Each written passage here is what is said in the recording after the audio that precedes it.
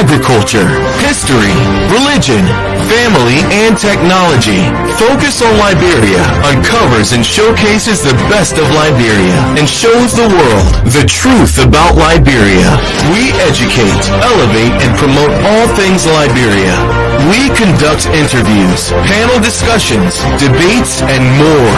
Tune in to Focus on Liberia on Facebook and YouTube and be a part of the stories that make up the news. This is Focus on Liberia.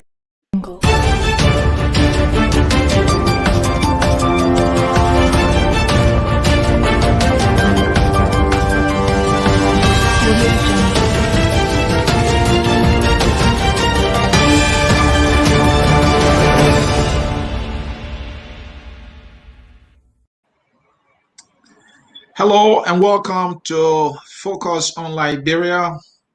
This is the Hour of Politics. I'm Anthony C.A. And today co-hosting with me is a dear friend, Mr. George Kanetule. He is the co-host of our program here on Point. He and Mr. Jerome Gitman always here going ahead as they all try to fight for a country they love but see things differently. Mr. Tule, I'm so excited to have you joining me today on the Hour of Politics. Welcome. Yes, thank you, Anthony. It's a pleasure being here. I really, I love being here, and I thank God that we have something very important to discuss today. It's a follow-up of what happened on what was it, Sunday, and we will keep talking about it. What's trending in the news, and it's not just a trendy issue. It's a very, very substantive issue that has to, do with where we go as a nation. So I'm glad to be here, and thank you for having me. Thank you, Mr. Tule, and I will be discussing the topic Legalized Corruption 2.0, the case of the legislature. We say 2.0 because Mr. Tule on Sunday discussed this topic, and we feel that there's a need to continue the conversation.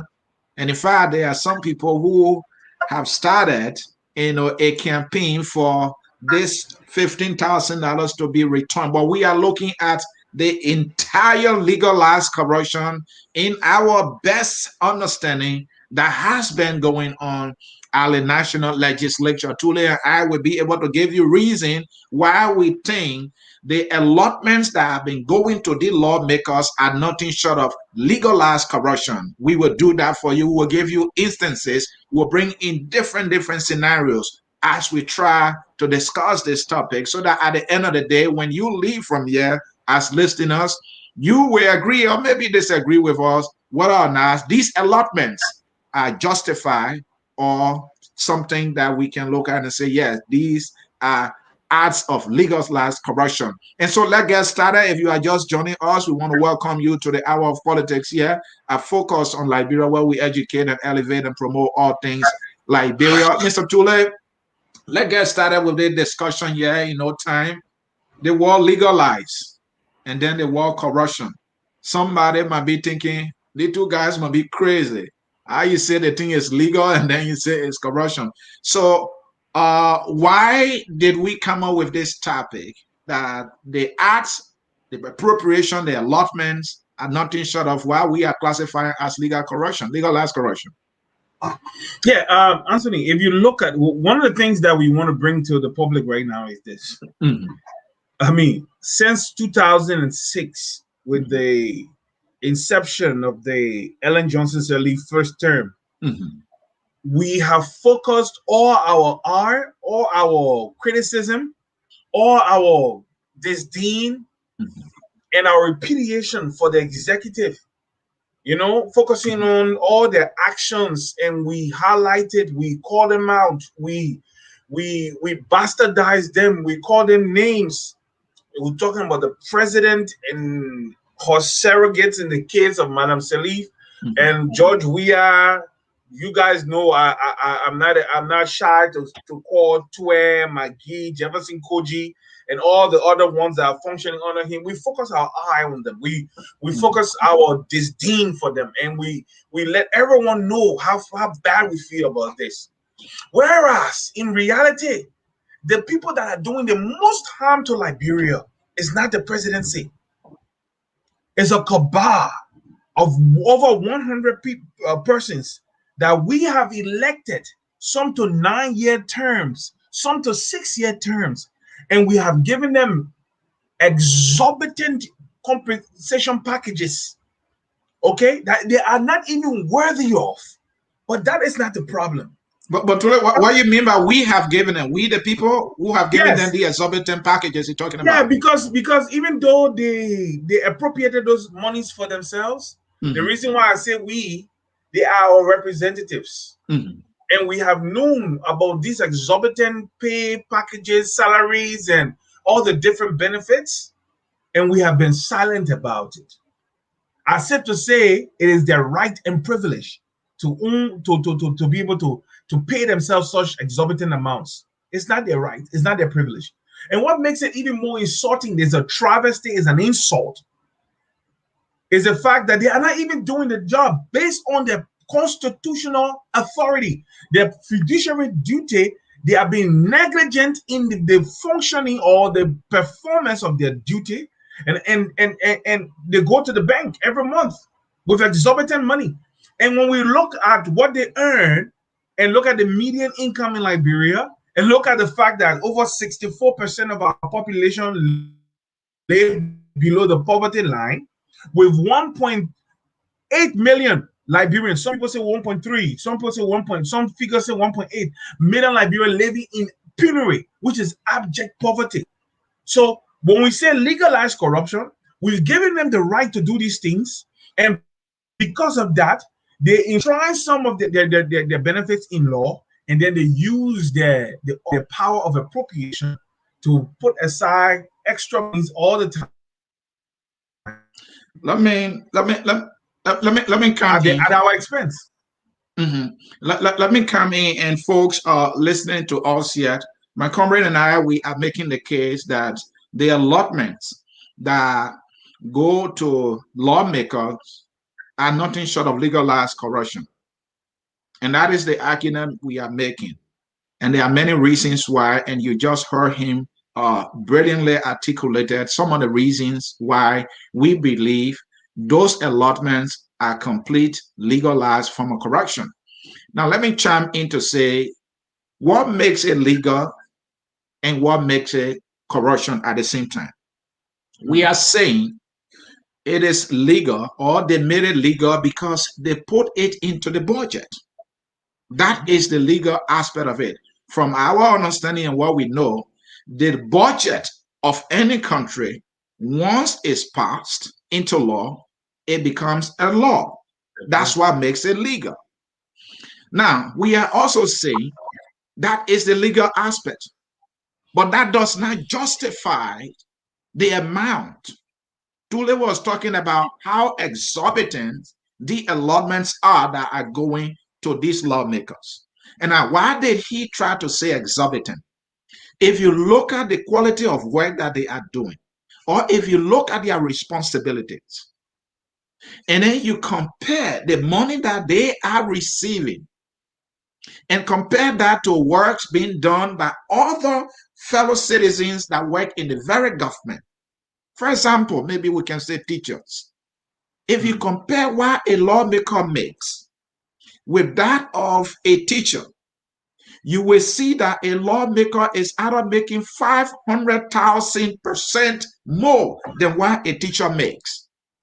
If you look at the benefits that a lawmaker gets, and you compare that with a teacher, you will come to realize that a teacher is not even getting any other benefits other than that teacher's salary. Now, the teacher and the lawmakers, who, in your opinion, is building the country? These are teachers that are preparing the future leaders, that are giving citizens skills for them to be able to serve their country and become productive citizens. But look at the peanuts the lawmakers allot for. So the lawmakers, in their wisdom, the 75, the 150, or less than 200 that have been given to teachers, in their opinion, those amounts are reasonable. But then you look at what they give themselves. So if this lawmaker is telling you that, look, 150 is good for a teacher per month and that teacher can survive, so how come this very lawmaker is giving himself $7,000 a month? Okay. Now, as though that is not enough, let me learn you, Tule. As though that is not enough, that very lawmaker gives himself a car. The teacher does not get a car. That very lawmaker, as though that car is not enough, he appropriates money for lubricant for that particular car. He didn't stop there. Now, he is also providing money for gasoline for that car. Gasoline, have you heard that, right? And now for communication, he's making allotment for him to communicate. Striker, right? So we can go on and on. So if you look at that, because it is not justifiable, because it is exorbitant, we are saying that is corruption in itself, and that is why we are calling it legalized corruption. They pull it in the budget so that legally no one can hold them accountable on that. But we know that that act by them is nothing short of corruption because it's unfair, it's unjustifiable, and it's inhumane, and it's a complete mistreatment of their fellow citizens. Tule? Okay.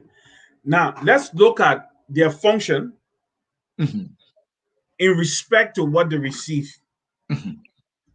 Then we'll also look at what they receive in total. How many years are they in office? You remember there was a measure, there was a referendum, and one of the propositions was to reduce their tenure. Senators to 6 years and representatives to 4 years, president to 4 years, right? Right. And they defeated that proposition. They made sure that that thing did not go into law. So that their tenure, based on the 1986 Constitution, that the senators are there for 9 years and the representatives are there for 6 years. Okay? But this is what? 6 years to do what? That's the question. People say, oh, they are there to do what? The Constitution established the national legislature. And Article 34 of the Constitution gave the legislature powers. In Article 34A, they talk about creating counties and political subdivision. Article 34B, it talks about to provide for the security of the republic. It's an ambiguous article and provision there in the Constitution to provide for the security of the republic. Now, you know that grinding poverty at the rate of 64% is a national security threat. You know that, right, Anthony? It's a national security threat because when people are hungry and destitute and they become very despondent, at the end of the day, they can become common fodder for strife, for civil strife. Because one day it will become so much that anybody come in and they say, what do I have to lose? I'm already at the bottom of the barrel. So those who they are looking at amassing wealth, building homes, getting cars, and everything, let's burn everything down. We saw it in 1989, 1990. And we are on the cusp of such things again in Liberia because of the amount of anger being exhibited. Somebody called me from Liberia telling me, say, people are angry. People are fussing. People are stressed out. They are anxious. And as a result, they go out in the street, people misbehave. You just wonder what's happening. Is because the tension in the country keeps escalating because of the issues that we're talking about. Now, if I will run through this quickly, it talks about providing. C talks about providing for the common defense to declare war. But D is what I want to emphasize on. It says 34D in our Constitution to levy taxes, duties, imposts, excise, and other revenues, to borrow money, to issue currency, mint coins, and to make appropriations for the fiscal governance of the republic, subject to the following qualification. Now, when you go to D1, then they break it down. They have all these different rights to do. The question we want to ask is, are they doing it on what we have seen? based on what we have seen. Are these people our representatives? Do they act in our favor, or are they there for themselves? Let me go before I go back to Anthony. If we break it down, yearly, every senator makes, listen to this, folks. Every senator makes $123,728 on a year basis. That's his basic salary. If you multiply that times 9 years that his tenure lasts for, except death comes in, he makes $1.1 million over $1.1 million over a 9-year period as basic salary, not counting benefits. If you look at his benefits are even more than his salary on a yearly basis. His benefit adds up to $176,218 on a yearly basis. If you multiply that by the 9 years of his tenure, you will see that he will earn $1.5 million, over $1.5 million, $1,585,970.64 over a 9-year period. This is a man whose basic salary is $1,113,555.60, and his basic benefits, the combination of his benefits, is $1.5 million, $1,585,000. Okay, so that means over a 9-year period, a senator will receive in basic salary and benefits $2.6 million. That's $2,699,526.24. That is what he makes, or senator makes. Now, when we go to the members of the House of Representatives or the senator staff, hey, let me just also say this. Over a 9-year period for his staff, whether he employs them or not, there's no checks and balance to see who he employs in his office. How much he paid them is left to him. And this is what this is what the senator will receive. He receives the money to pay his staff. So he receives 1.2 million, or let's just say $1,277,153.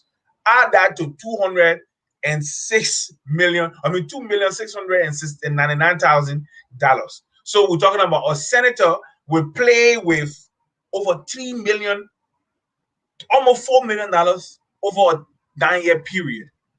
Whereas a teacher yearly monthly salary is less than $250 times 12 times 9 over the same period. So we know what we are talking about. If we go to the representatives, well, I will give it back to Anthony. Then, if you want so, then we can look at the representative.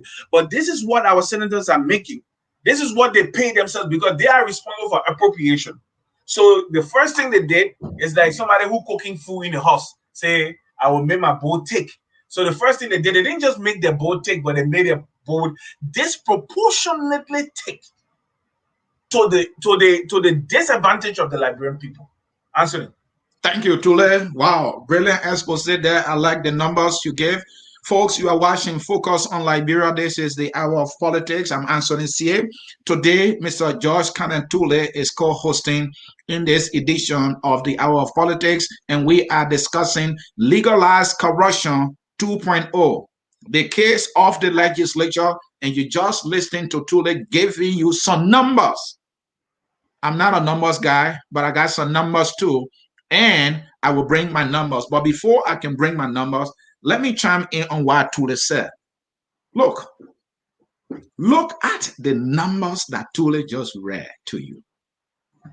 A senator who is serving a 9-year term will be playing with close to $4 million, United States dollars.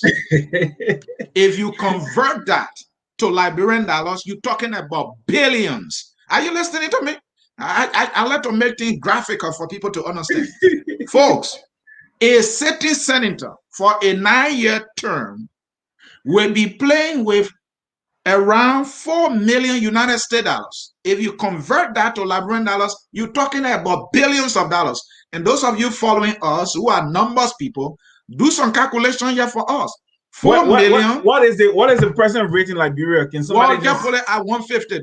Put it at 150. Okay, so calculate if we say 150 times times Times 4 million. Yes. 4 million. Yes. Give us that number. Give us that number. We were talking about 600 million Liberian dollars. 600 million Liberian dollars. So Yeah. we are talking pretty close to more than $500 million that senator. One person. So That if we multiply this times 30, my calculator say, okay, I'm using this scientific calculator. It says 1.8 raised to the 10th. I mean, I don't understand that. I don't understand that one. What So my calculator does is it's telling you 1.8 E10. So it's 1.8. The E10 is 10 numbers, 10 zeros behind 1.8.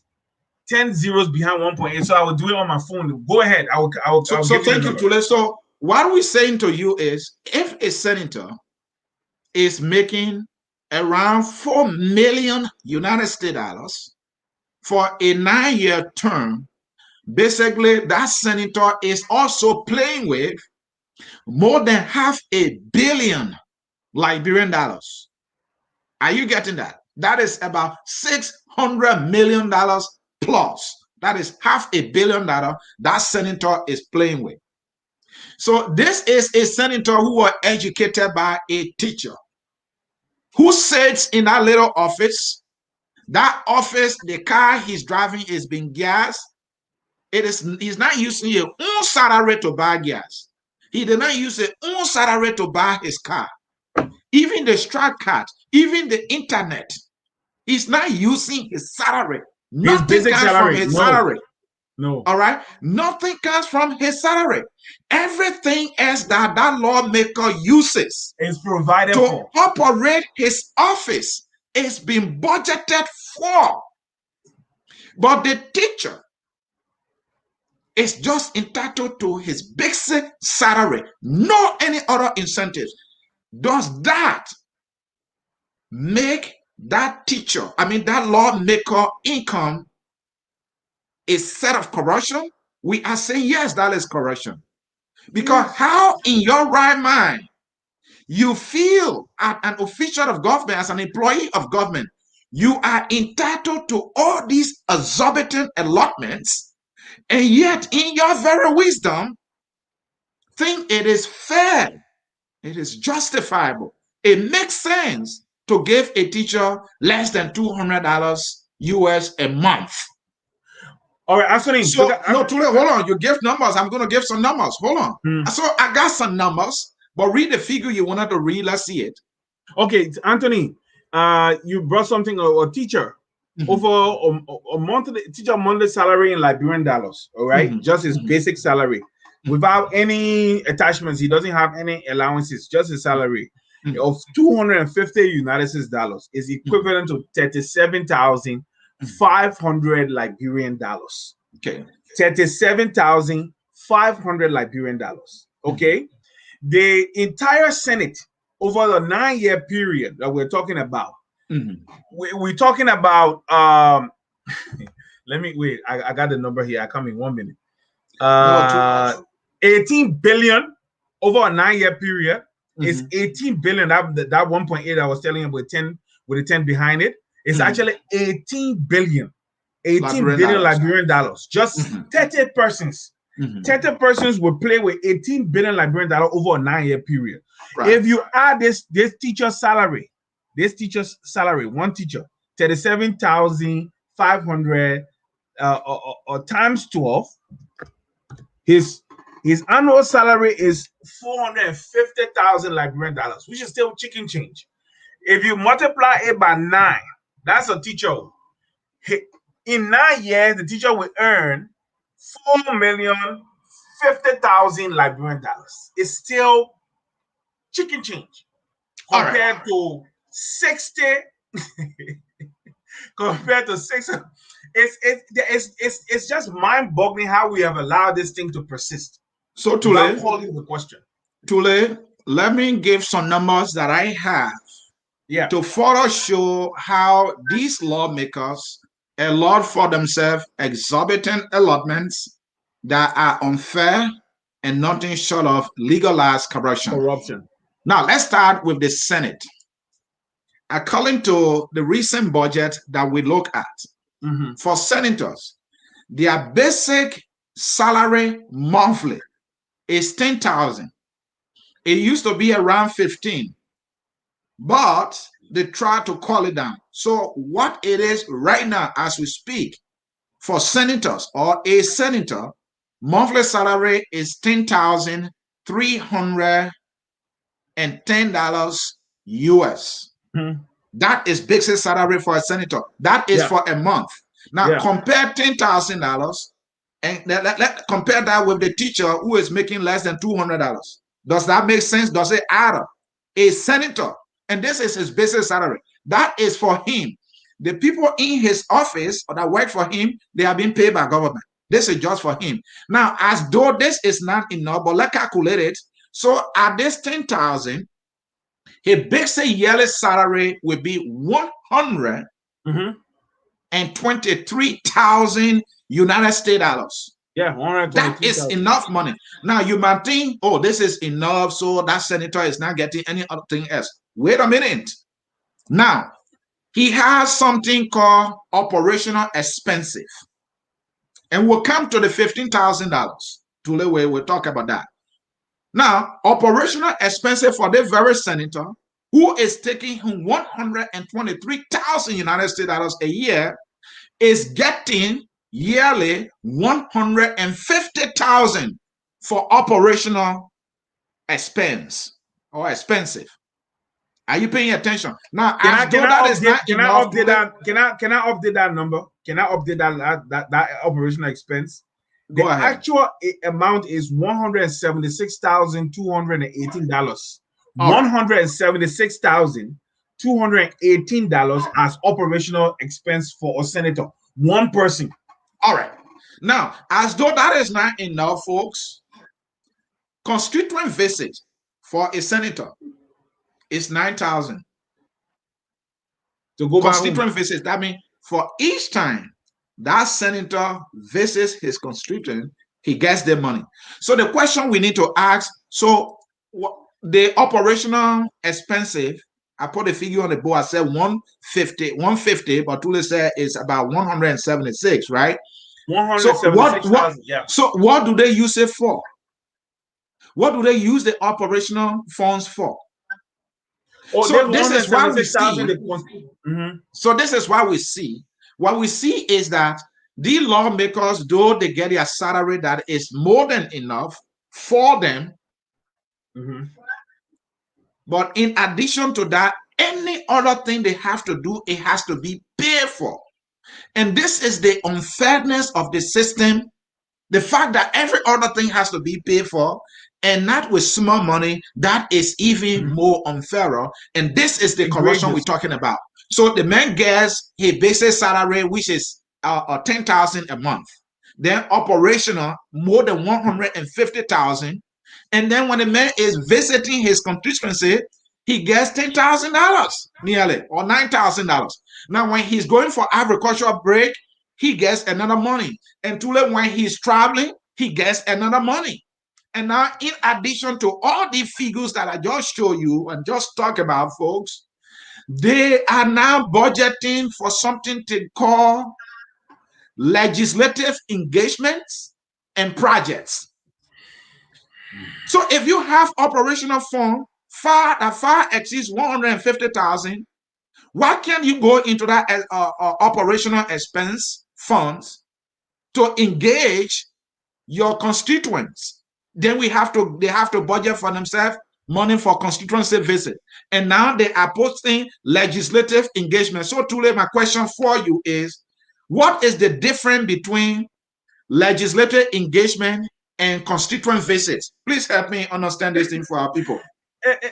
The thing is this, all right? The constituency visit, like we say, is an amount, is one amount put into the budget that they can have over a 12-month period span of the budget. So that amount covers whatever they do, how many times they go back home, which some do and some don't. We know that over the past we've checked, some of them hardly go back home to see their people. they're in Monrovia, but at the end of the day, the people will still put banner up for them and go throw intros to vote for them. The dichotomy we're trying to establish here, the legislative engagement aspect comes out of with Alomisa Ines being the head of the chairman of one of the committees that had control over oil and gas.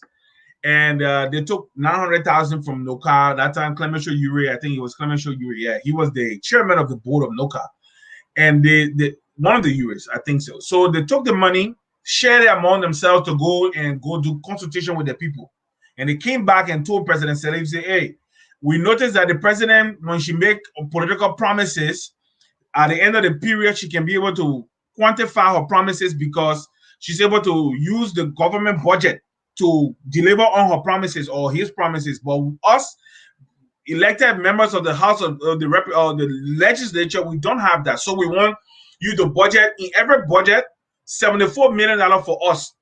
That is the people in the House of Representatives talking that one. $74 million or whatever they are, but each person will have $1 million to go do legislative engagement." President Salih said, "No, what we'll do is you will go and you will sit with your people and you will decide, and we'll put some money aside, 15 million in every budget, and we'll give the money to LACE. So LACE will go out there. LACE is a Liberian government owned parastatal, almost NGO like. So LACE will go and execute these projects because you do not have the constitutional purview or responsibility or the rights to go and execute project from the budget. The legislature do not have that right. So because they cannot make report to themselves. In other words, the executive in the constitution says the executive will make report to the legislature.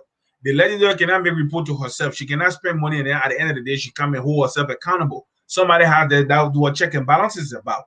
So instead of them sticking with the LACE thing, under this regime, they decided now that they will take money for themselves. Because it's all about money. It's all about money. And people say, "Oh, we said Darius Daniel should be the one," because you are the one. If I come up now and tell you, say I'm a person of integrity, and you vote for me based on that platform, when you see me going contrary to it, you'll call me out and say, "Hey, this is not what the contract we have." Because when you are doing election campaigning and you make promises, it's a contract. Whether you sign it with the people or not, it's a contract that the people, based on those promises, they elected you into office. So the thing is, their purview in what to do based on what is allotted to them to go out there to do their constituency visits is when they go out, do their agriculture project, meet the people come begging them. So they say, "Okay, let's put money aside so when people beg us, we can give it to them." Fine, because the president the president have some, right? The president have money input in the budget for that discretional, how you call it, discretionary expenditure. So the president in the current budget, the president gets $575,000, a little over $500,000 for his projects. For the lawmakers, they are getting $30,000, and they just got their first 15K that is bringing all this noise. Go ahead. So just look at that now. The president has, for the presidential engagement, almost $600,000 to do as the president pleases. And I think in that same budget, the office of the first lady has some money put there too for her own engagement. So when you look at it, that's how the argument came about for them to start getting all these monies, because Madam Salih started paying her people exorbitant amounts and giving them executive privileges and executive this and executive consultant this and this other one. So the people sat down and say, if we will pass these things in the budget for you, for your people, then why we ourselves can't take some too? That's how the thing is. So if the president is going to take $575,000, then if the president in his own calculation, okay, because he looks at it from an individual perspective, if I give them $30,000 per person, it's nothing. I'm taking $575,000. But you forget to know that at 30,000 times 101 is $3,030,000. That's how much that money is. So Tule, there is something I want to chime in with, and I still have some numbers. I'm not done with the numbers with the senators here, but there's something I want to add also to why we think what the lawmaker allowed to themselves is complete legalized corruption. I'm going to give a scenario, folks. So you are employed at a place, and let's take, for example, I'm employed somewhere.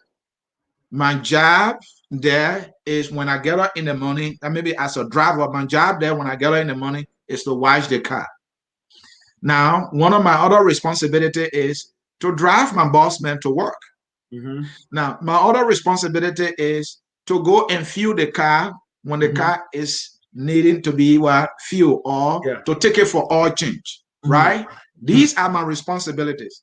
And because of this responsibility for which my employer, my boss, maybe the senator wanted a driver, I applied and I got the job, Yeah. right?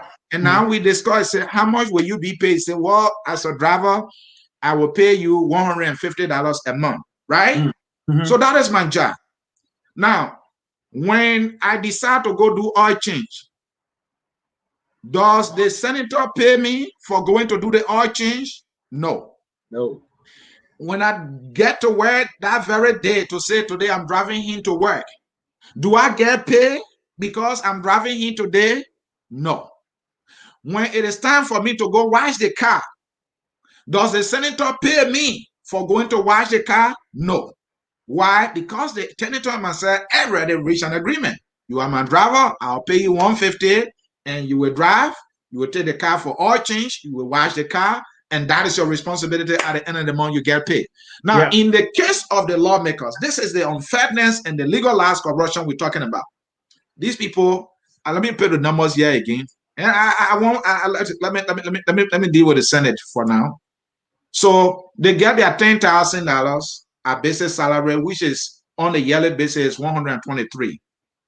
Now they get their operational expenses.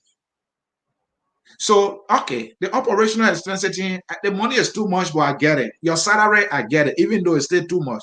So how come now you being employed or you got elected as a senator to make laws, to provide oversight responsibility and something else, right?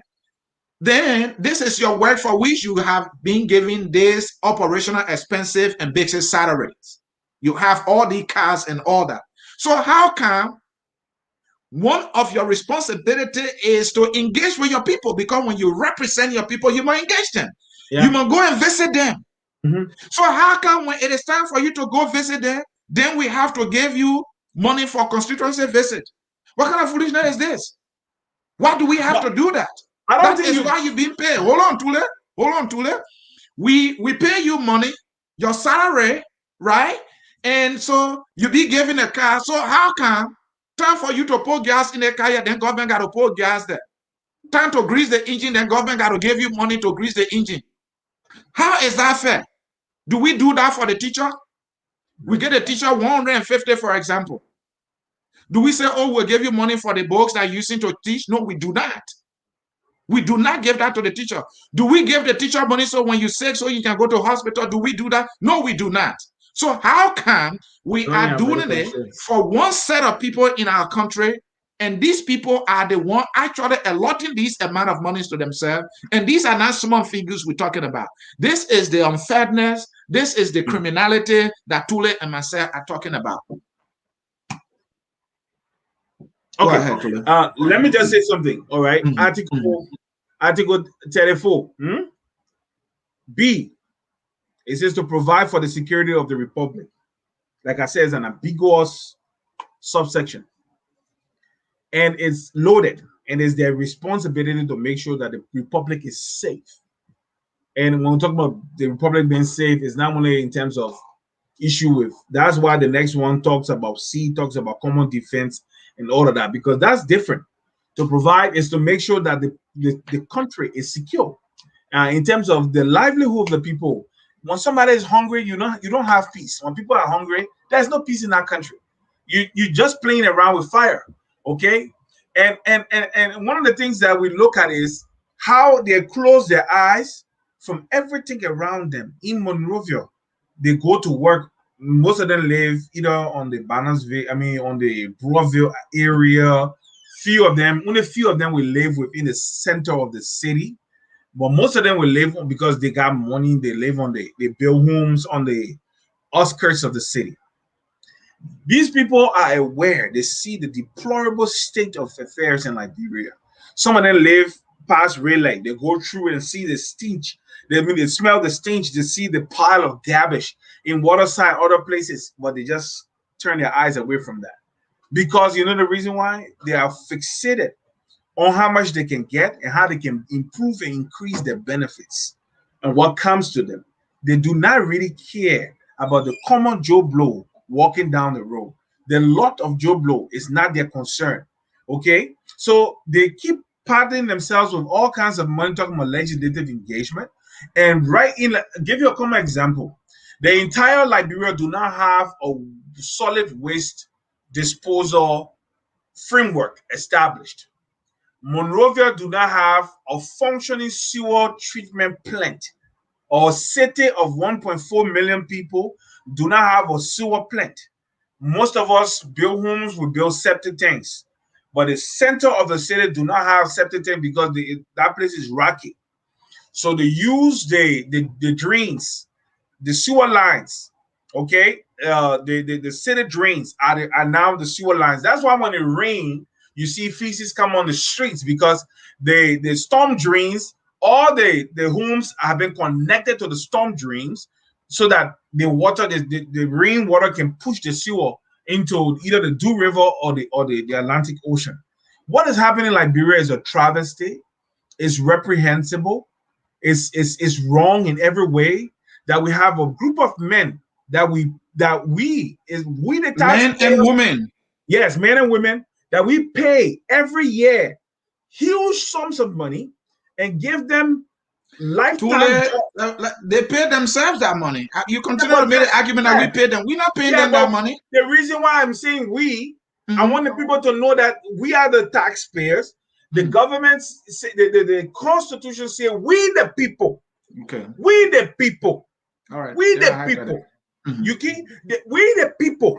And at the end of the day, even if they take the money belongs to us. Okay? It is time that we the people rise up, devoid of political alignments, devoid of tribal politics, and say we deserve more than what we are getting in Liberia. Okay, I think I can give you a common example. Darrell Dillon and myself come from the same political party. He's my friend.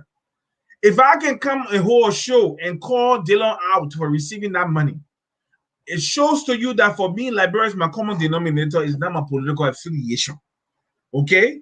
One of the things that kills Liberia is the tribal politics, okay, and the tribal sentiments that we bring into politics.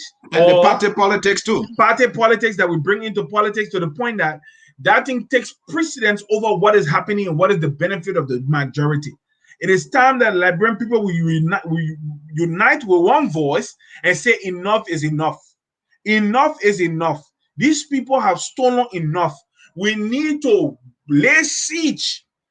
Not we hold them and say, if you guys do not change the law and change your benefits so that some of this money can go to appropriate places. Like, for instance, I always say this.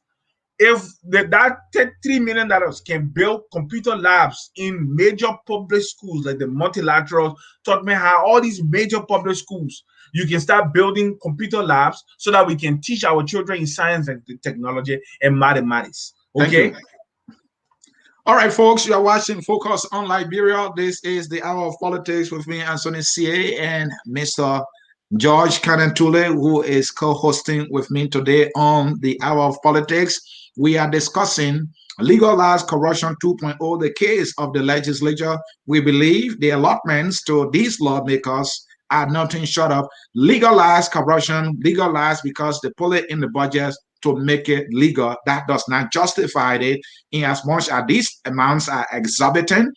And if we look at the work they do compared to what they have allotted for themselves, is complete criminality and criminalized corruption. That is what we see. And folks, you are here, and Tule, you were right. The total expensive besides the salary is around $176,000, which includes their constituent visits, their gasoline, and blah blah blah. They get $176,000. Now the $176,000. Hold on to it. That backup money though. Yeah, that $176,000 plus this $123,000 yearly for a senator. That is the kind of money they make. And to let me read some figures here for you for the House of Representatives. For the representative, basic salary monthly is $7,832. Now for yearly, for a representative is 93,000 United States dollars, nearly 100,000. Now their operational funds for a representative is about 80,000 United States dollars. They too get fuel and what? Lubricant. They get 10,000. So folks, that's the kind of money lawmakers are making in Liberia. And these amounts that they allot to themselves, are the detriment of the Liberian people. As though these amounts are not small, they are bringing something they call legislative engagements. At the time when we just have coronavirus that devastated the economy a lot more, these people who said they have passed a stimulus package, and what happened? That stimulus package, we got to know that they were induced. They got $6,500 for passing that particular bill. The very DeLong and the likes of Nyombli and others who have no remorse whatsoever for the legalized criminality that they continue to carry on, they came and justify. They are justifying again this particular 15K. They say, well, it's been budgeted. This is the kind of justification that is unacceptable when hospitals are failing, when schools are in dilapidating condition. The last time I had a show you, I told you about Tomoha. Tomoha right there in Monserrado County is in complete ruin. It has not been renovated. The church books there, some of them are 50 years old, maybe even more, Tule. These are the things that we are talking about. And so, Tule, what I want you to chime on here also is these money that the lawmakers are taking. How can we better use this money? Because they don't deserve the kind of money that they're taking for themselves. How can we use this money to better the lives of our people? Because you say you're taking $15,000 for engagement. How would that improve anything in the life of the people? Yeah, if we look at the money in a sum, right, the $30,000 per person and the total amount, right? If they give that money back, because the people, like I said, the people can demand that money is given back to the national coffers, and they can say, okay, since we're giving the money back, this is what we want to do with the money. Like I said, one of the things that's happening right now in the world is that the world is going towards science and technology. The world has gone towards science and technology. The world is now a place where we're talking about artificial intelligence. I came to the West. I have other qualifications. I decided that I'm not going to be left behind. So right now I'm upgrading and updating myself in science and technology, right? In cybersecurity and network engineering. And how do we account for these changes that we have been left behind nationally? That $3 million can be used right now per school. If we even budget, if the money is not stolen, we budget $300,000 per school to build a computer lab in every school. We're talking about at least a minimum of 50 computers. You can even make it more. You can even have more computers. You just use servers and you just connect monitors to them, and they can just, so that each person just have a keyboard and a monitor, but he doesn't have a CPU for himself. Everything is connected to a general workstation that is partial, how you call it? What's the word? Partition out. Okay, you partition it out so that everybody can be able to work inside, and you build different types of virtual machines for the children to learn on. My thing is this: if you do a $300,000 for school, start with Tottenham High, for instance. You will start updating your students. Kids will start graduating with skills that they can go now to university, and it will not be like they just entering a strange word. So that we can start raising up people with science and technology background to fulfill some of the jobs that the requirement that are coming, and the demand for IT jobs, the demand for those skill sets are high right now. And we need to start it's not only the private school where the rich children go, but let's see what we can do for the public school students. Because when I was in school, some of the smartest students in Liberia were in Tottenham in the 80s. Right. Okay, some of the smartest students in Liberia were in Tottenham. How do we capture that group of students and make sure that they have the requisite skills, the core skills that they need to succeed out there when they leave high school? So we can start with Tottenham 3. So we can partition 3 million into 10 places. Go to the multilateral, start with Tottenham High, and all the major high schools. 10 major high schools can be taken as a pilot project. Put that money into them, 300,000 per school. That is one of the ways. Another way, again, we're talking about building we in Liberia. Every day you hear answering when you call, the person has struggle, the person diesel, the person had cardiovascular, the person died from heart arrest, the person was just okay, the person just dropped and died. Because we do not have the capacity to be able to diagnose and treat some of these ongoing situations, the chronic diseases like coronary diseases, cardiovascular diseases that need, or even buying urology, making sure that we have dialysis machines that are cheap, and so when people sick, we don't have to put money together, send them to Ghana where to be treated as substandardly or a third-class citizen or fourth-class citizen. We treat our people right at home. So we can invest money in agriculture, we can invest money in education, we can invest money in healthcare. These are the things that we need to do. So all these monies that are given to these people, like somebody was saying, the members of the House of Representatives and Senate in America are not provided with cars. Am I lying? I have not looked into that. Okay, I'm telling you today, they do not provide them with cars. They pay them a basic salary, and whatever you want to do with your money is your business. Yeah. But they are so blessed because all the monies they raise for their campaigning, they have some leverage in how it is used. Okay, so they can be raising campaign fund all year, and even though they have framework in which they can use the money, but they have some leeways that they can be able to use the money. Some of the money for themselves. When you do it too much, and then you fall into trouble. But my thing is this: they pay them basic salary. They don't even provide them drivers. They don't provide except the leaders, right? I think they call it the Gang of Six. Right. Those leaders that provided security and drivers and all of that. But the rest of the members of the House and the Senate, they take care of themselves based on the salary they pay them. So why can't we do the same thing? Mr. Tule, you are right on point there, and I will agree with you on how some of these exorbitant monies, basically free money these people are taking, can be used to improve, basic social services in Liberia. One of which you listed in the area of education, computer lab, for example. Technology drives the world now. All right. I think one of our shows, I said that there are thousands and thousands of Indians who are in India because of internet connectivity and how to operate a computer to click. They are working in America and getting paid, if not equivalent or more than what they would be paid if they were just working for any other company in India. So this is the opportunity that has presented itself. And we have a bunch of lawmakers who are visionless. They don't see the future of the country in its young people. They just want to chop and chop and chop. And you look at all of them, they all have big bellies. The ministers too, because of the excessive greed. Look at the amounts. Look at the amounts. I will come to the scooting. Look at the amounts of money these people allot for themselves.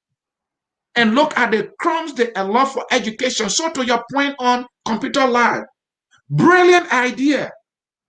So the $3 million that has been set aside for this so-called legislative engagement, that's money, I agree with you, can be divided among the schools or allotted school by school. We got the public schools, Tonmo High, Detroit High, my alma mater I'm proud of, Boswin, where I taught. Nickeltown Junior has an elementary school that was renovated, decent little bitty. I don't know the state of it right now.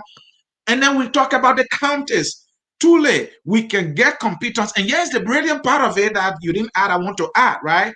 So let me use the University of Liberia for an example. Let's say we build, world-class computer labs at the University of Liberia.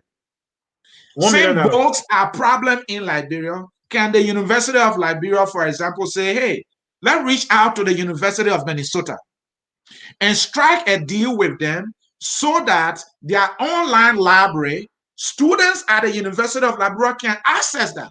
They can do it. It's just a matter of providing the leadership.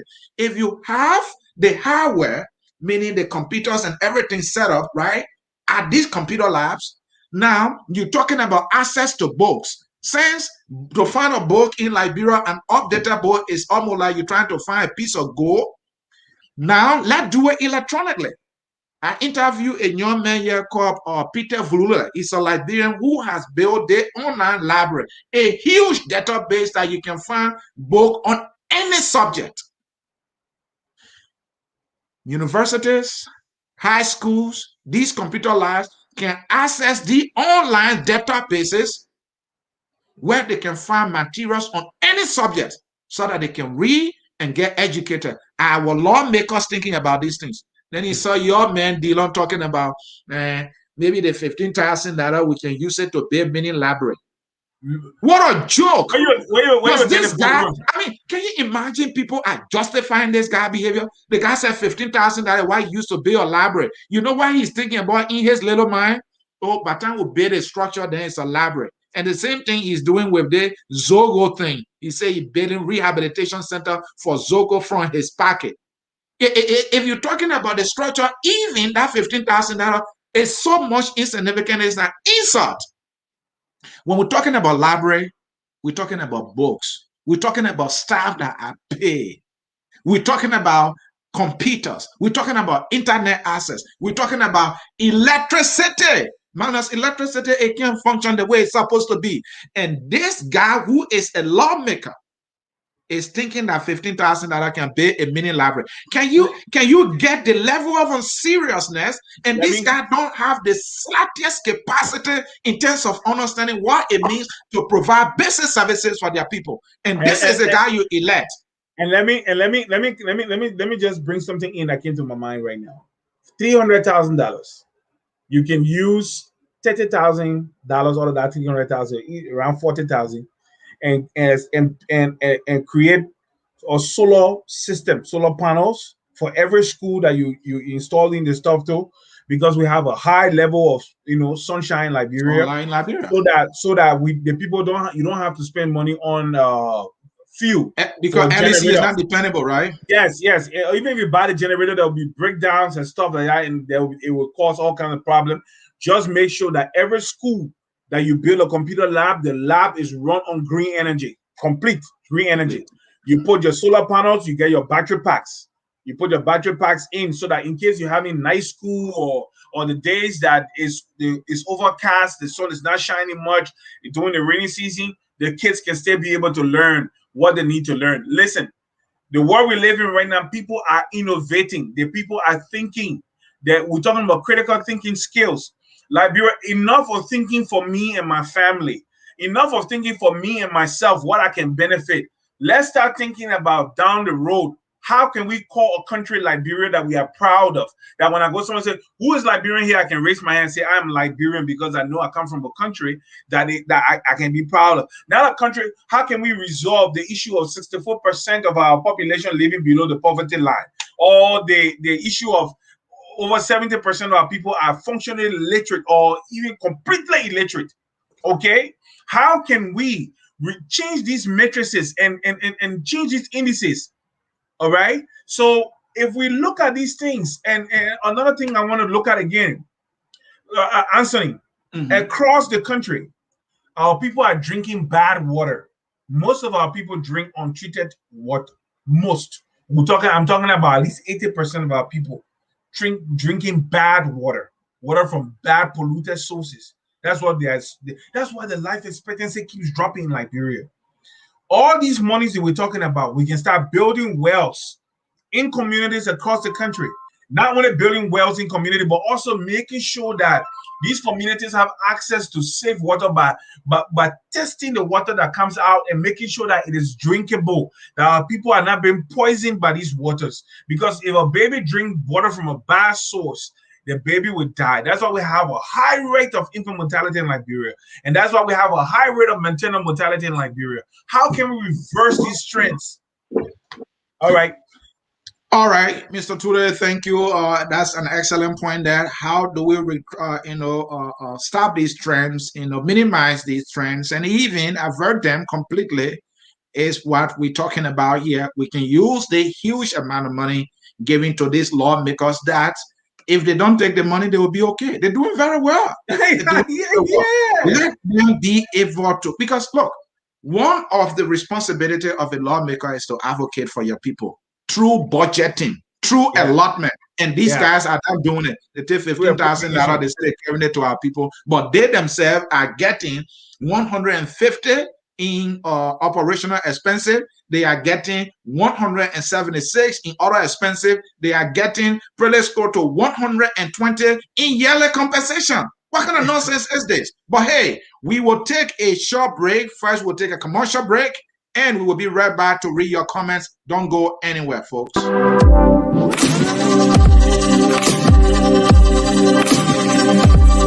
Ladies and gentlemen, parents and guardians, here comes the biggest opportunity to send your kids to school. The Vision School System, located in PHU Zone Community, presents tuition-free school for a semester. A Vision School System, commonly known as Vision Academy, the entrance fees is just $350 Liberian dollars, while registration fees are in different categories. Registration commences on July of this year and school kicks off September 2021. At Vision School System, commonly known as Vision Academy, you can pick up your entrance package for just $2,000 Liberian dollars for nursery and $2,000 Liberian dollars for K1 to K2. For first grade to grade 6, it's just $2,500 Liberian dollars. The CEO for Vision School System, Dr. Emmanuel Dekie, sees this as a way of giving back to society. Don't miss this great opportunity. Vision School System, commonly known as Vision Academy, is located in PHU Zone Community. Take this opportunity serious and run there now. At Focus on Liberia, we discuss everything Liberia, from education to politics, arts and culture, entertainment, agriculture, history, religion, family, and technology. Focus on Liberia uncovers and showcases the best of Liberia and shows the world the truth about Liberia. We educate, elevate, and promote all things Liberia. We conduct interviews, panel discussions, debates, and more. Tune in to Focus on Liberia on Facebook and YouTube and be a part of the stories that make up the news. This is Focus on Liberia, and I am Dennis Jah. And I am Anthony Cyr, along with Mr. George Tule. We are here on the Hour of Politics. At this time, we will go to comments. And Tule, I'll give you the opportunity to respond to these comments. The commercial you heard there is from a school system. I don't know, but let's read our comments here. Like here from Mikey Ward. I don't know how to pronounce that name. This is why our educational system unproductive. Maybe it's unproductive because students have to always give the teachers small thing on the cover. It's not right. We have Seattle Thompson with 2 eyeballs here watching. We have Tower. McNeil Tower. Wow, person is amazed by the information. This is Emmanuel Juge Dekie, whose institution advertisement we just played, Legislation of Corruption. This one has been breaking down. Don't break down, my brother. They're just getting started. Mr. Jerome Gateman, he is an unbiased edition. He writes, great topic.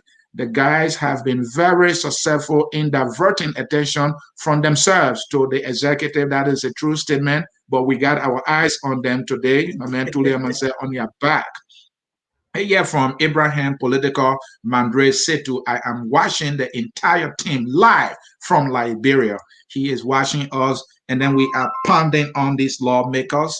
Let's hear from Tanon Gibson. What can we do as citizens to change it? I suggest we protest until there's reform or changes in how public money is managed. To the comment on that one.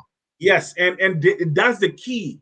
Let me say this to you. Nations that have had change, fundamental change, that altered the trajectory of their societies from a place of languishing poverty and a place with no direction to a place where there is reform is based on the people. We, the people, the preamble of the Liberian Constitution, we, the people. If we, the people, do not rise up to demand change, those representatives and the executive and even the judiciary was they will subvert justice. The legislature will now appropriate the appropriate money for allocate the appropriate money for the betterment of the people, and the executive will steal whatever remaining. So as a result, the people will just continue languishing in despondency, and the society will be dysfunctional. And at the end of the day, we will all we'll always do is cry about Liberia. We'll never be proud of our country. Let me say this to you: it can change. It can change if we rise up. This one is not about politics. It's not about CDC, Liberty Party, or ARP, or whatever P, or Debbie, whatever the nomenclature. What is happening here is our common denominator, Liberia, is languishing in the doldrums of despondency. And right now, we're supposed to stand in repudiation of all our elected officials, all of them, from the presidency, but the main group that deserve our eye right now, the main group that deserve our disdain right now is the national legislature. They, barring none, all of them, including Dylan, who say he's the light. The light has been consumed by darkness. Thank you. Certainly, I couldn't agree more. Like hear from Armstrong Jabba. They pay themselves as much as they want, he writes. Let's hear from Mr. Tanon Gibson again. Why our school and healthcare system and physical infrastructures remain underdeveloped or are taking years to be developed, and to complete what he's saying, they are allotting for themselves huge allotments of money. Yeah. All right. And we're discussing, Cooper Kwame said the rate is $172 for now. Kwame, thank you so very much. This is Mr. Jerome Gibman again. He's watching us on YouTube. Please discuss housing allowances also. Don't forget special sitting fees. All right, Tule will chime on that one. Let me end the comments here. Let's hear from Benjamin Jonah. All those guys are criminals, and he is now holding his peace. He said they are all criminals. Dixon Sio Liba. Teachers have medical insurance. Oh, I said maybe the teachers didn't have that, but this person is making the point that teachers do have medical insurance. Tule, do you know about that? Let me continue here. Jimmy Eastman. I need to find out. We'll find out. Yeah. Why during the Ellen administration, when the executive branch was asking for these exorbitant amounts for its ministers and expenditures, the legislature did not take exception and reject these requests. Instead, they raised their benefits at the chagrin of the Liberian people. This is why we maintain that the legislature is not in the interest of the people, but are selfishly budgeting for their personal wealth and growth. But strangely enough, Liberians keep re-electing them like an abuse. Like in an abusive relationship. The man beat a woman, she goes, she cries someone, then she come back again. And yeah, that's what it is. Let's continue. This person writes, Anthony Shea lacks adequate informed analysis and analogy. Vehicles should be service and fuel with lawmakers' salaries. And all of analysis, access control and maintenance is the responsibility of institutions, not individuals. But Can you handle the car that? belongs to the individual. The car belongs, the thing he needs to take into consideration, those cars do not belong to the national legislature. I hope you know that. Those cars belong to the individuals that are using them. So therefore, use your salary. How many persons in Liberia making $10,000 a month? How many? Even the ministers do not make $10,000 a month. Okay? Yeah. My brother, that's that right there. I don't want to comment on that. Let's hear from Tanu Gibson again. Kleptocratic, as Chris pointed out, that is what it is. They are a bunch of people stealing money. This person said a U.S. senator makes $175,000 a year in period. That's person right. Nothing else. Yeah, from Mr. Fofana here. Compare the work a U.S. senator does to that of what they do in Liberia. A complete nonsense. That person is calling it tabata in micro language. Let's hear from Powerhouse, and there are the people who call the American Liberian regime corrupt.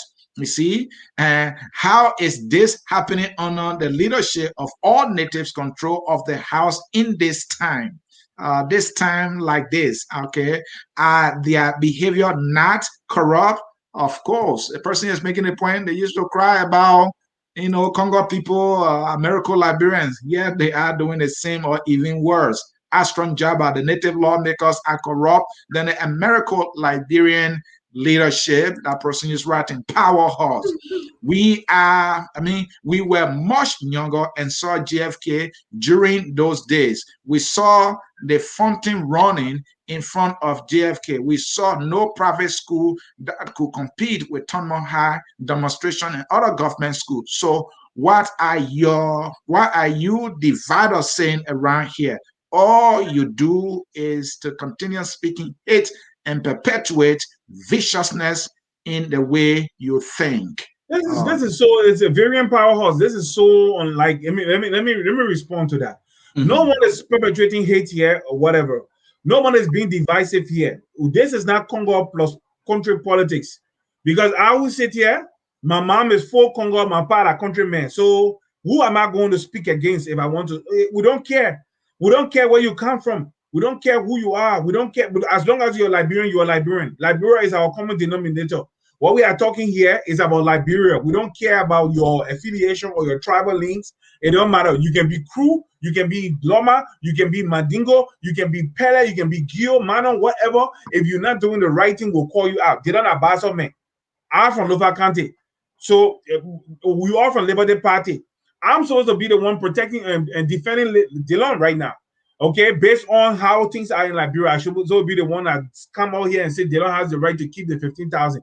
No, nada. He doesn't have the right to keep that 15,000. None of them have the right to keep that. If they have used the money, let them go in the bank accounts and take the 15,000 and return it and ask the people to use the money to build at least, the least they can do is to build computer labs, fully protected computer labs, supply with green energy in government schools across the country. That's what we are saying. Let me ask you a question. Do something good with the money. Do these lawmakers really have staffs that they consult with on the decisions that they make?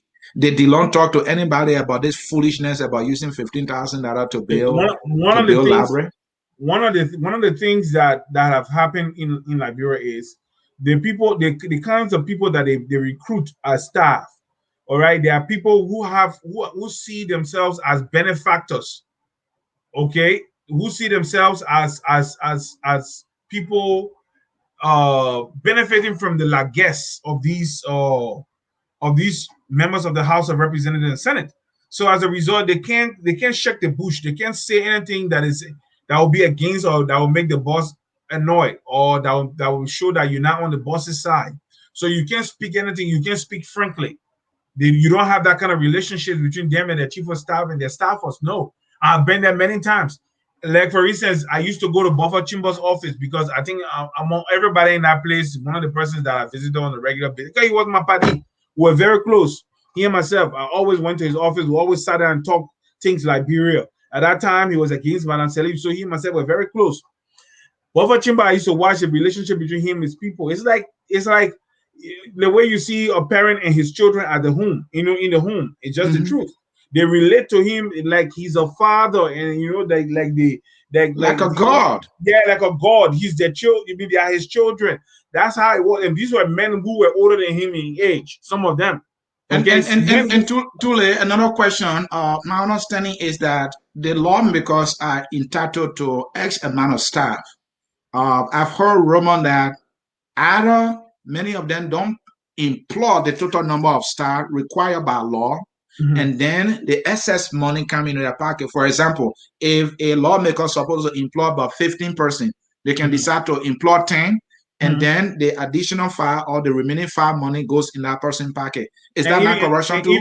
That corruption, and even the money they pay them, what is supposed to pay them on a monthly basis, they reduce it. They reduce it. They reduce the amount.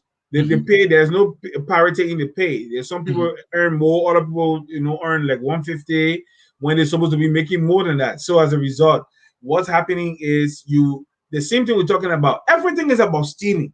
Let me be frank with you. The truth here is this, listeners. I put it to you: all members of the House of Representatives and the House of Senate are thieves.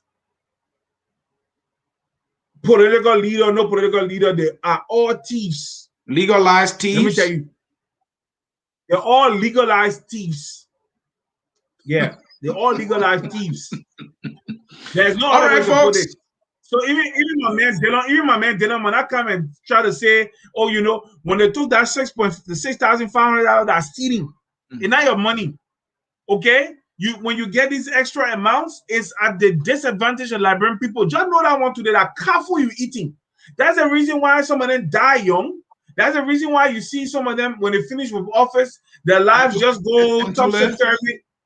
Tule, we also continue to hear about inducements from the executive branch of government.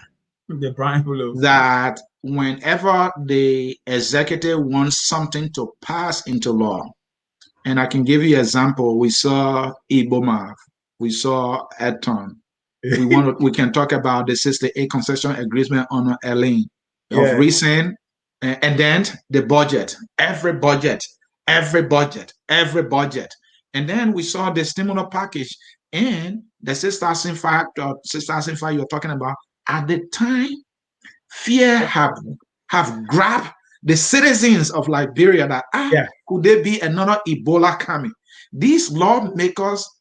The president sent this bill to them, here, stimulus package, so our people can stay home. Ebola took us by surprise. We're not going to allow Corona this time. Let's keep our people home, but to keep them home, let's give them some food to eat. So pass this thing. Those guys have to take 6,005 just to pass on in our favor. These people are being paid, right, to carry on this responsibility, ratifying agreements, passing budgets, and all these things, and yet they will not do any of this. And then to talking about what you call confirming individuals, appointees. Nathan Tiaji was on record by saying he's not going to do it for free, right? So talk to me. Are these not the kind of corruption we're talking about here? What did I say to you? I say every member of our national legislature is a thief. To them, including your man Buffer Chambers. Buffer Chimba is my biggest disappointment in this whole thing. Okay, when Buffer Chimba was made speaker, he wanted to shake the bush with reform. CDC threatening him with removal. He fell in line. Akara's Gray was the one that led that charge. That Akara Gray is a very dangerous individual. I always tell you. I said it to him in your face on the same platform. I told him, I said he not small. And I told Gimen, I said, this is a man that if you get him on the good side and make him a champion of change, a lot can be done because people are afraid of him, what he can do in the background. That Akara's Gray, you see what it's so. Threatening Buffer Chimba fell in line. And as a result, Buffer Chimba has become the worst speaker in the history of Liberia, if you ask me, even worse than Alex Tyler. So we have to leave it there. Yeah, we gotta go. So the thing is, like I was saying to you, if you ask me, every member of that place have now worked in the interest of the people. They have subjugated the will of the people. They have ignored the plight of the people. They have functioned only for their own self-aggrandizement. They have left caring for the people. They don't care. You know, they've become callous. Their hearts are very, very callous now. Suffering, plight, whatever. JFK don't have because the thing, you see, let me say this before we go. The thing, if they fall off because they have money in the bank, people will be able to put them in plane and take them to Ghana. But they fail to realize that when you have a coronary event or cardiovascular event, you have the golden hour, 1 hour to get to a good hospital for them to reverse the effect of the event. Before they can arrange plane, if it happened to you on a day that there is no flight, before they can reach plane on the day that there's a flight to take you from Liberia to Ghana, if you have had a stroke, Mr. Senator, Mr. Representative, or if your wife or your family, your ma, your pa, before they can take them from Liberia to Ghana, trust me, what's happening? The effect of the coronary event or the effect of the cardiovascular event have already settled in the person. It's a waste of resources at that point in most cases. So I'm saying to you, use what you have, your power of oversight, your power of checks and balances. Call the right authorities and start getting Liberia moving. Bring about reform. Start this stealing. Enough is enough. Your salary, let me tell you something here. Let me tell you something. Your salary, that doctor's salary in Canada where I live, doctors don't even earn $10,000 in certain cases in Canada. I'm telling you the truth today. It is in America that doctors earn $150,000, $200,000. Dentists will earn $225,000. It's in America. I'm telling you today, as I'm telling you today, what you earn is what people with terminal or high qualifications earn in the West. And you don't need any extra money. You can live on what you earn. Stop being greedy. Stop stealing. Okay? Because the stealing, you're cursing your children. You're cursing your offspring to the 10th generation. They will reap. If you think I'm lying, go find out from the other people who were there before and find out what has happened to their family, their children today. Some of their children are a bad war in the Haitian. You say, oh, that they men were empowered at each other. People can't even accept it. I'm telling you. So this is what I have to say. Thank you, Asani.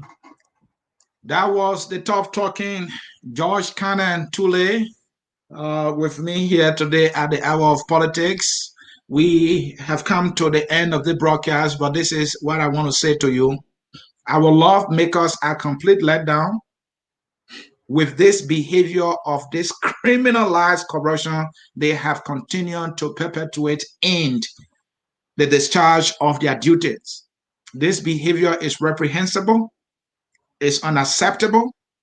This behavior is at the detriment, this displeasure of the people that they represent. This is bad representation, that these lawmakers will not make appropriation intended to improve the material condition of the people they represent. But instead, they do it best for themselves and they do it worst, and they completely give little or nothing to the people that they represent. These lawmakers are no different from the president that they criticize. The so-called opposition folks today, Nyomli Kanga took that money. All the senators and representatives that are projecting themselves as alternatives today in the opposition, they all took this money and they are all silent. And they expect us and you, the people, to vote for them. These people can do better. They have it in them to do better, but for some reason, somehow, they have refused to improve the lives of the people that they appoint, or they represent, who elected them. What they are doing is nothing short of increasing the suffering of the people. It is their work to pass the budget, they take money before they do it. It is their work to ratify concession agreement, they take money before they can do it, even though they have been paid. It is the right of these people to confirm presidential appointees. These people will solicit either money from these appointees or ask them to promise to give jobs to people that they want to recommend to them before they can do that. Yeah. These people, they are responsible to make sure that they give the authorization for money to be printed into our country, right? But these people who have been paid to do the piece of job will demand money before they can give the authorization for the printing. How are they different from the very executive branch of government that gave them this kind of money for them to do the job for which they've been paid already? This is the travesty that we have with our lawmakers. They are completely useless to us in terms of moving our people's life forward and improving their material condition. It is sad, but this is what we have to deal with. I'm also here along with George Tule saying to you, we will catch you another time on another hour of politics here at Focus on Liberia, where we educate, we elevate, and promote all things Liberia. Bye-bye. We'll catch you next time, folks. At Focus on Liberia, we discuss everything Liberia, from education to politics, arts and culture, entertainment, agriculture, history, religion, family, and technology. Focus on Liberia uncovers and showcases the best of Liberia and shows the world the we are